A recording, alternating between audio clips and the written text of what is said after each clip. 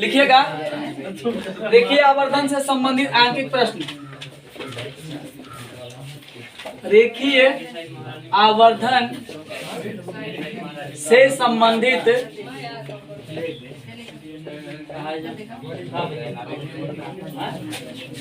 आंकिक प्रश्न।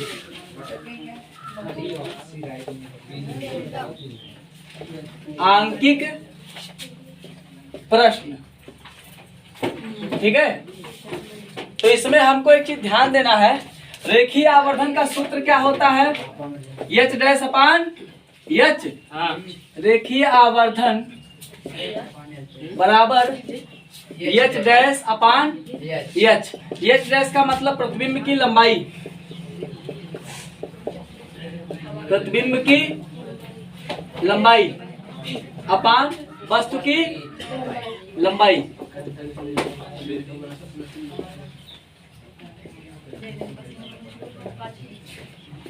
बात सुनिए। तो यहाँ पे एक चीज ध्यान देना है हमको, इसमें एक तो हो जाएगा रेखीय आवर्धन। कौन कौन सा पॉइंट निकालना होगा? रेखीय आवर्धन 3 पॉइंट में से 2 देगा, एक निकालना होगा। दूसरा प्रतिबिंब की लंबाई,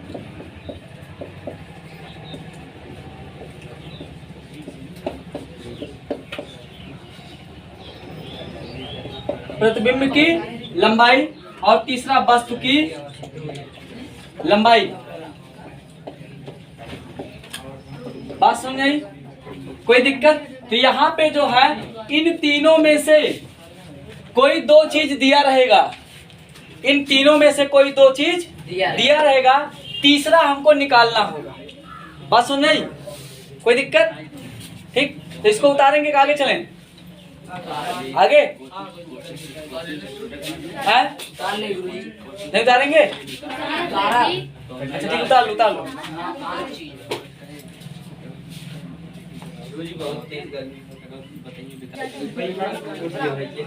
मिटा इसको। हाँ, क्वेश्चन लिखिए, क्वेश्चन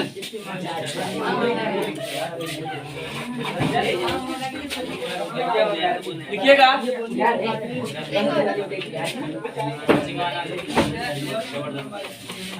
किसी अवतल दर्पण के सम्मुख,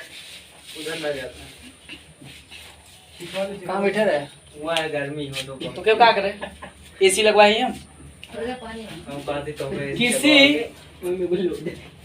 अवतल दर्पण के सम्मुख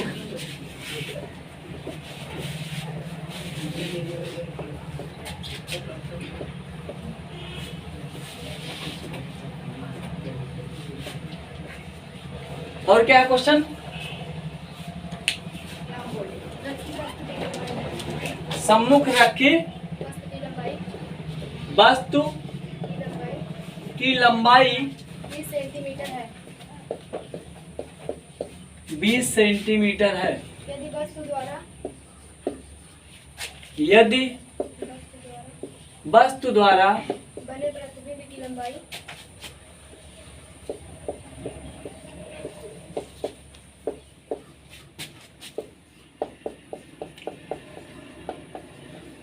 प्रतिबिंब की लंबाई 10 सेंटीमीटर है।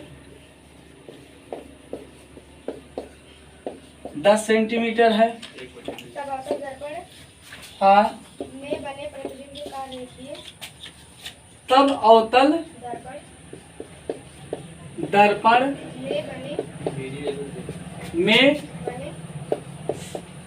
बने प्रतिबिंब की प्रतिबिंब का रेखीय आवर्धन ज्ञात कीजिए, है ना?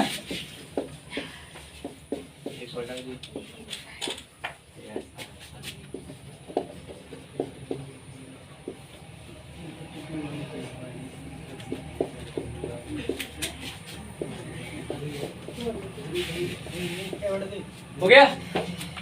कोई दिक्कत? क्वेश्चन फटाफट उतारिए।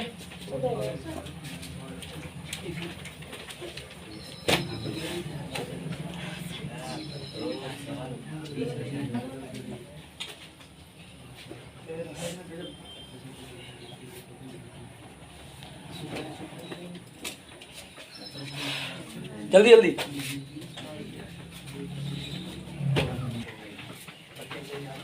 देखिए इस क्वेश्चन को सॉल्व करने के पहले हमको कुछ ध्यान देना है। अवतल दर्पण की बात कर रहा है, ये मान लीजिए अवतल दर्पण हो गया,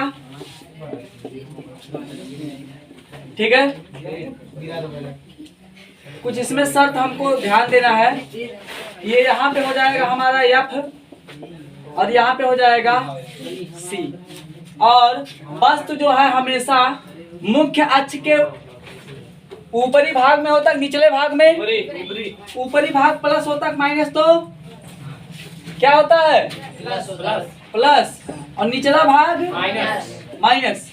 तो वस्तु हमेशा कहाँ होता है ऊपर। और आज तक आपने देखा होगा ठीक कि अवतल दर्पण का एक पोजीशन छोड़ दिया जाए, जब वस्तु दर्पण का ध्रुव और मुख्य फोकस के बीच स्थित हो, तो उस केस में हम क्या देखते हैं कि जो प्रतिबिंब है वो ऊपर बनता है, इस तरफ बनता था, यहाँ बनता था ना काल्पनिक वाला। बाकी सारे के सारे केस में प्रतिबिंब कहाँ बना, हमेशा नीचे बना है। अगर प्रतिबिंब नीचे बनता है तो हम कह सकते हैं कि प्रतिबिंब का मान माइनस में होगा, प्लस में होगा, माइनस में होगा, ठीक। तो हम कह सकते हैं प्रतिबिंब, अब सॉल्व करेंगे इसको। देखिए प्रतिबिंब की लंबाई, प्रतिबिंब की लंबाई, तो प्रतिबिंब की लंबाई जो होगी प्लस में होगी माइनस में होगी, माइनस में। और प्रतिबिंब की लंबाई कितना दिया है 10, तो माइनस का 10 की प्लस का माइनस का 10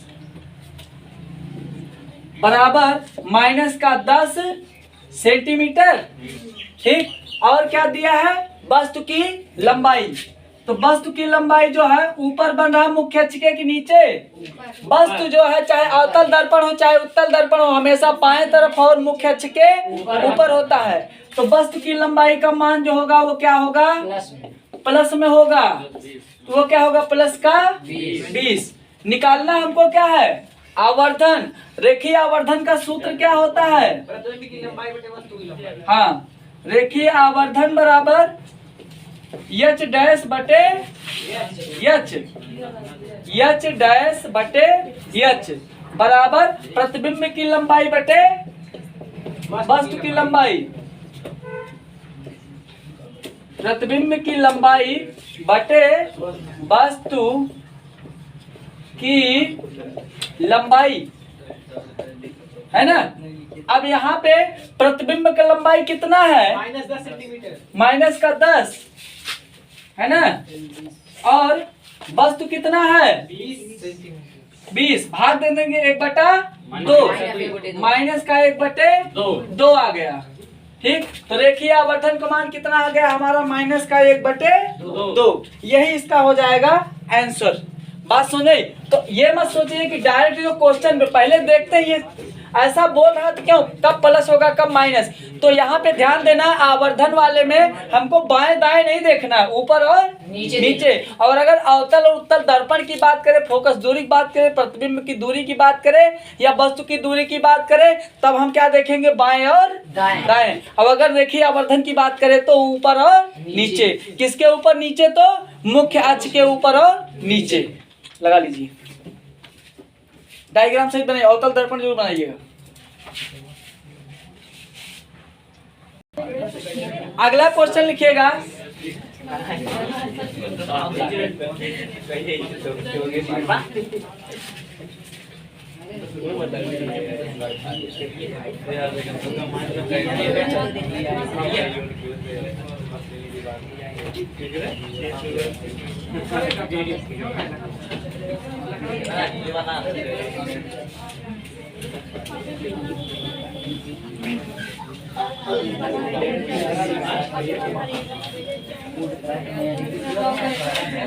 ए शांत रहो यार। लिखो, यदि कोई वस्तु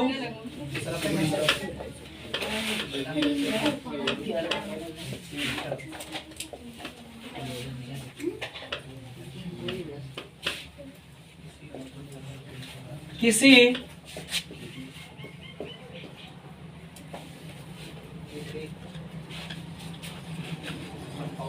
उत्तल दर्पण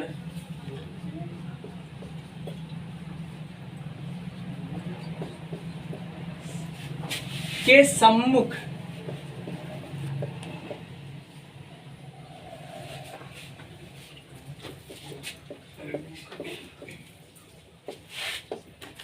रखी हुई है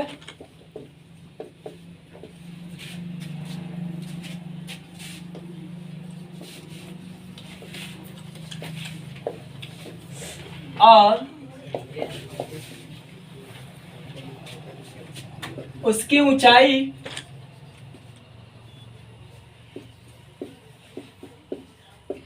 सेंटीमीटर 40 सेंटीमीटर है।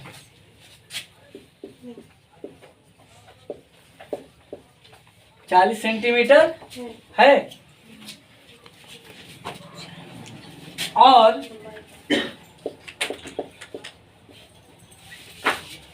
बनने वाला प्रतिबिंब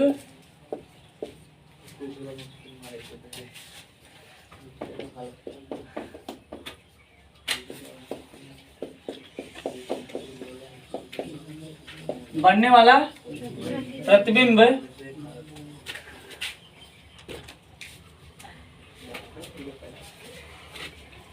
की लंबाई 30 सेंटीमीटर है। तो रेखीय आवर्धन का मान ज्ञात कीजिए। लगाइए इसको फटाफट और कमेंट करिए। रेखीय आवर्धन का मान ज्ञात कीजिए। 2 मिनट के अंदर लगाइए इसको।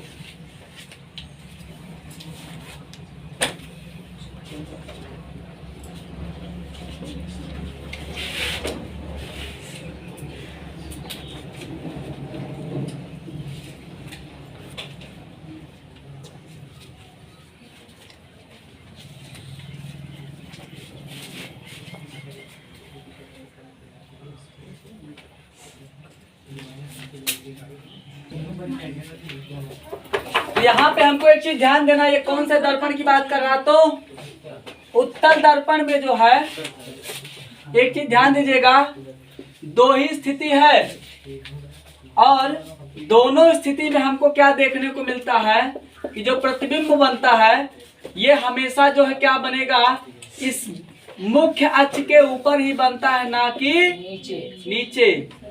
बात सुनिए, अगर ऊपर प्रतिबिंब बनता है तो प्रतिबिंब ऊपर बन रहा है, यहाँ पे देख रहे हैं प्रतिबिंब कहाँ बन रहा है, ऊपर। और ऊपर अगर बन रहा है तो उसका मान प्लस होगा माइनस। और वस्तु हमेशा कहाँ होती है, बाएं तरफ। मुख्य अक्ष के ऊपर की नीचे, ऊपर। तो अगर वस्तु भी ऊपर प्लस होगा माइनस, अगर नीचे होता तो नीचे। इसमें कुछ है, कुछ नीचे है इसमें नहीं है। अगर नीचे कुछ नहीं है तो हम कह सकते हैं कि प्रतिबिंब का जो मान है और वस्तु का जो मान है दोनों क्या होगा, प्लस में होगा। ठीक, तो प्रतिबिंब की लंबाई बराबर क्या सेंटीमीटर दिया है, लंबाई 30 सेंटीमीटर प्लस का 30 सेंटीमीटर। वस्तु की लंबाई 40 सेंटीमीटर।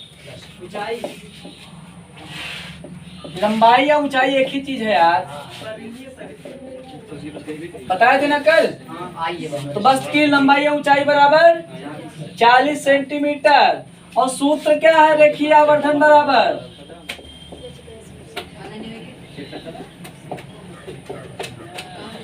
एच डैश अपान एच बराबर प्रतिबिंब बटे, हाँ, प्रतिबिंब की लंबाई बटे वस्तु की लंबाई।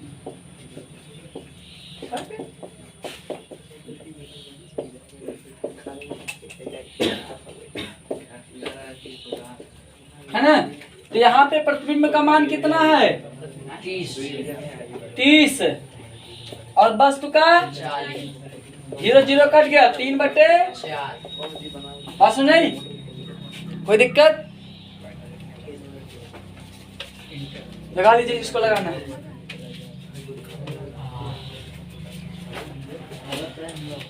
देखा था खलिया हवा लगा दिया।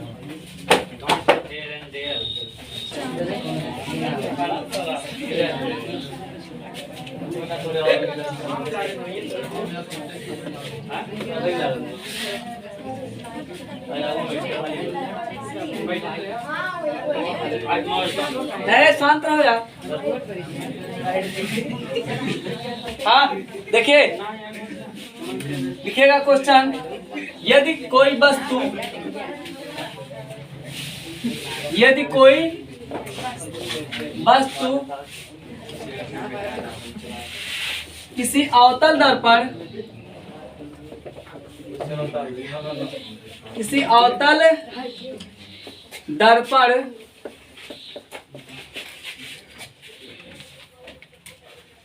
के सम्मुख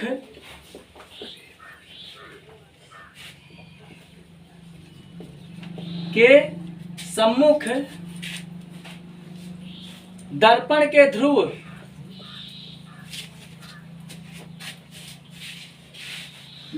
के ध्रुव तथा मुख्य फोकस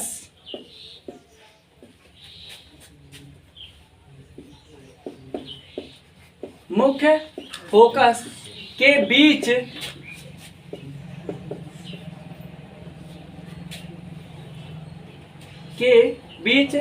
रखी हुई है और वस्तु की ऊंचाई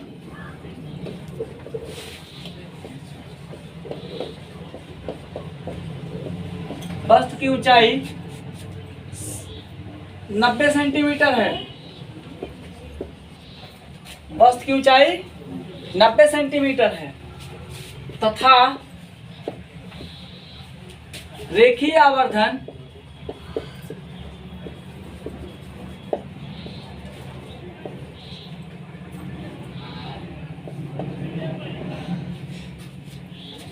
का मान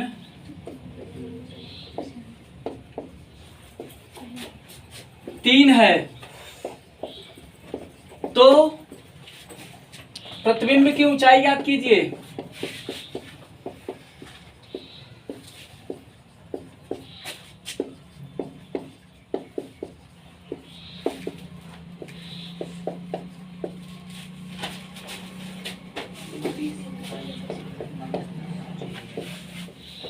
लगाइए इसको डायग्राम सहित।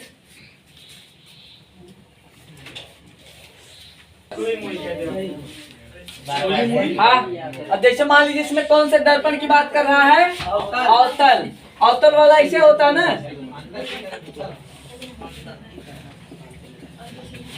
ठीक। और यहाँ पे हो जाएगा हमारा एफ, यहाँ पे सी, और वस्तु कहाँ बोल रहा है? फोकस के बीच, पी और एफ के बीच, मतलब दर्पण का ध्रुव और जो मुख्य फोकस है उसके बीच में क्या है? वस्तु है। अब एक चीज ये सोचिए, हम ऐसे अगर करके देखेंगे कोई वस्तु है ना, तो वस्तु जो है ऐसा देखने के बाद जो है कि यहाँ पे जो किरण एकदम ऊपरी सिरे पे टकराएगी, हमारे आपके आंख के अंदर जाके कटान बिंदु बनाएगी? नहीं बनाएगी। वो काल्पनिक रूप से पीछे नहीं जाएगी? जाएगी। जब वो पीछे जाएगी तो हम लोग स्थिति नंबर 6, अवतल दर्पण स्थिति नंबर 6, जब वस्तु मुख्य फोकस तथा दर्पण के ध्रुव के मध्य स्थित हो, याद है? जी सर। ठीक। तो यहाँ पे हम देख रहे थे प्रतिबिंब जो इधर बनता था वस्तु से बड़ा बनता था और सीधा बनता था तथा काल्पनिक बनता था। जी जी। ठीक। वस्तु कैसा बनता था? बस ये जो प्रतिबिंब था वो कैसा बनता था? वस्तु से बड़ा, सीधा बनता, सीधा तथा काल्पनिक बनता था। ठीक है ना? तो यहाँ पे ध्यान देना है, बोल रहा है इसमें क्या क्या दिया है। अब इसमें हमको वस्तु की ऊंचाई, वस्तु की ऊंचाई कितना दिया है? 90 सेंटीमीटर। 90 सेंटीमीटर ऊंचाई बराबर 90 सेंटीमीटर। अच्छा ये बताइए, वस्तु का जो ऊंचाई दिया है वो मुख्य अक्ष के ऊपर होता है नीचे? ऊपर। ऊपर का मतलब प्लस की माइनस? प्लस। ठीक। और दूसरा क्या दिया? रेखीय आवर्धन। रेखीय आवर्धन, रेखीय आवर्धन दिया है। इसका मान जो होता है ना तो प्लस का होता ना तो माइनस का, जो भी दिया है उसको प्लस में मान लिया जाएगा सीधा। तो रेखीय आवर्धन कितना दिया है? 3। इसका सेंटीमीटर नहीं होता है, केवल मान है, डायरेक्ट नंबर संख्या होता है। निकालना क्या है? प्रतिबिंब की ऊंचाई या लंबाई, है ना? प्रतिबिंब की ऊंचाई या लंबाई, यही ना? आप ध्यान दीजिएगा, हम वही रखते हैं सूत्र, रेखीय आवर्धन, रेखीय आवर्धन बराबर किसके हो जाएगा? एच डैश अपान एच, जहां पर एच डैश क्या है? प्रतिबिंब, और एच क्या है? वस्तु। रेखीय आवर्धन का मान जो है दोनों के निकालने के बाद आता है ना, दोनों का अनुपात निकालते तब। तो रेखीय आवर्धन का मान कितना दिया? 3। 3 बराबर कितने को जाएगा? एच डैश प्रतिबिंब दिया है? नहीं दिया है, तो एच डैश इसको रहने देते हैं। और वस्तु दिया है? कितना दिया है? 90 दिया है। इसको हम 3 को 3/1 लिख सकते हैं, नहीं लिख सकते हैं? ठीक ना? तो एच डैश का गुणा 1 में होगा, क्या हो जाएगा? एच डैश क्या हो जाएगा? एच डैश बराबर 30 का गुणा 3 में करेंगे, 90 गुणा 3 में करेंगे, कितना जाएगा? 270। ठीक, तो हम कह सकते हैं कि एच डैश का मतलब प्रतिबिंब की ऊंचाई बराबर कितना? 270 सेंटीमीटर या 2 मीटर 70 सेंटीमीटर। ये हमारा आ गया आंसर। तो इसमें जो है 3 ही टाइप का क्वेश्चन मिलेगा, एक अवतल दर्पण से संबंधित, एक उत्तल दर्पण से संबंधित, और तीसरा टाइप क्या हो जाएगा? रेखीय आवर्धन दे देगा और प्रतिबिंब का ऊंचाई पूछ लेगा या फिर वस्तु का ऊंचाई पूछ लेगा। यही 3 वैरायटी क्वेश्चन मिलेगा, चौथा वैरायटी नहीं मिलेगा। ठीक है ना? लगा लीजिए इसको।